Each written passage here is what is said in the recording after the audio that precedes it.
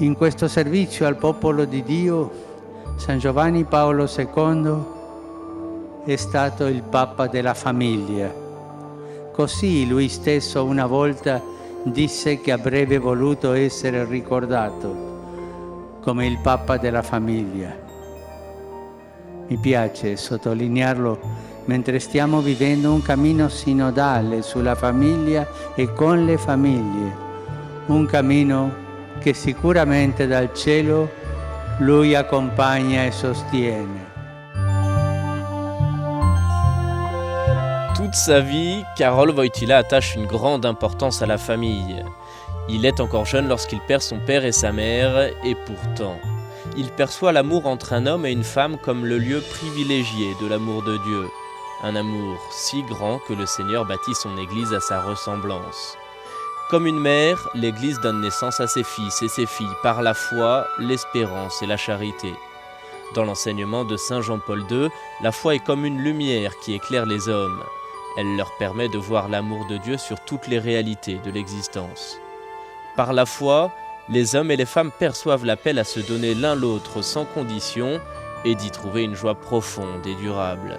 L'indissolubilité du mariage se fonde sur le dessein que Dieu révèle à l'humanité tout entière et s'enracine dans le don absolu et personnel des époux entre eux et pour leurs enfants. L'indissolubilité du mariage est un don que Dieu peut donner.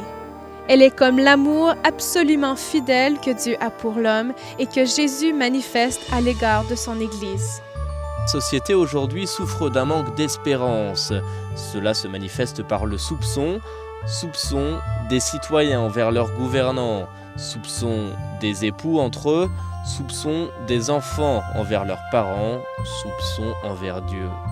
Par son enseignement, Saint Jean-Paul II nous montre comment l'Évangile redonne la confiance nécessaire à la réalisation de soi. Par le don de soi, sur la croix, Jésus nous révèle jusqu'où peut aller le véritable amour. Le mariage est un sacrement. Il donne aux époux le don et la grâce de faire mémoire de Dieu et d'en témoigner auprès de leurs enfants. Il permet de vivre l'un envers l'autre et envers leurs enfants les exigences de l'amour qui pardonne et qui rachète et suscite le témoignage d'espérance de la rencontre avec le Christ. La chaleur de l'amour des époux entre eux et pour leurs enfants est semblable à la Trinité, l'image la plus parfaite sur la terre.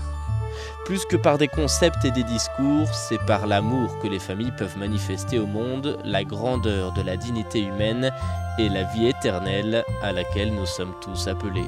La communion spirituelle des familles chrétiennes est enracinée dans la foi, l'espérance et la charité.